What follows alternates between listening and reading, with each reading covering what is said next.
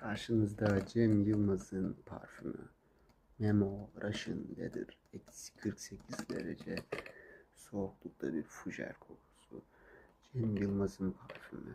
Arok filminin çekimlerinde bunu kullanmış. Arok filmi çekilirken hep bu kokuyormuş Cem Yılmaz. Ondan sonra işte çok önemli bir bilgi. Hayata bakışınızı değiştirecek müthiş bir bilgi. Ünlülerin kullandığı bir parfüm yani sonuçta. Ünlüler kullandığı için daha çok değer kazanıyor. Ee, Bugün çok yeni bir bilgi öğrenmiş oldunuz bu sayede.